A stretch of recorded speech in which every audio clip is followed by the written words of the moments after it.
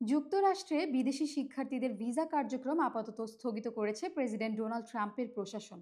একই সঙ্গে শিক্ষার্থী এবং এক্সচেঞ্জ প্রোগ্রামের ভিসার জন্য সামাজিক যোগাযোগ মাধ্যমে অতিরিক্ত যাচাই বাছাইয়ের পরিকল্পনাও নেওয়া হয়েছে। বুধবার এক প্রতিবেদনে এই তথ্য জানিয়েছে ব্রিটিশ সংবাদ মাধ্যম বিবিসি। সংবাদ মাধ্যমটি বলছে, এক কূটনৈতিক বার্তায় মার্কিন পররাষ্ট্রমন্ত্রী মার্কো রুবিও বিশ্বজুড়ে মার্কিন দূতাবাসগুলোকে নির্দেশ দিয়েছেন নতুন শিক্ষার্থী ভিসার জন্য অ্যাপয়েন্টমেন্ট কার্যক্রম বন্ধ রাখতে। বার্তায় বলা হয়েছে, এই স্থগিতাদেশ পরবর্তী নির্দেশ না দেওয়া পর্যন্ত কার্যকর থাকবে।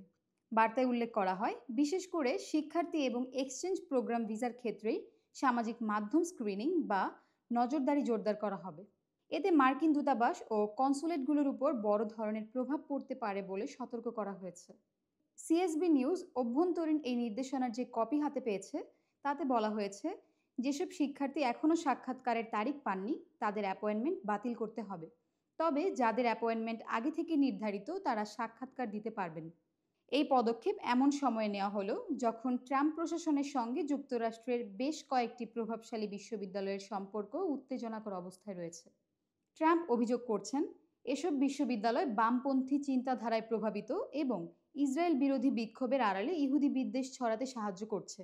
হোয়াইট হাউস আরও অভিযোগ করেছে, কিছু বিশ্ববিদ্যালয় বৈষম্যমূলক ভর্তি নীতি বজায় রাখছে এবং অভিবাসন আইন লঙ্ঘন করছে।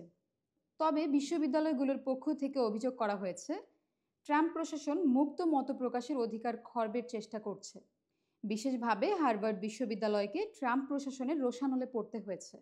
সম্প্রতি প্রশাসন হার্ভার্ডের বিদেশি শিক্ষার্থী ভর্তি ও বিদেশি গবেষক রাখার অনুমোদন বাতিল করে, যদিও একটি ফেডারেল আদালত এই সিদ্ধান্ত স্থগিত করেছে।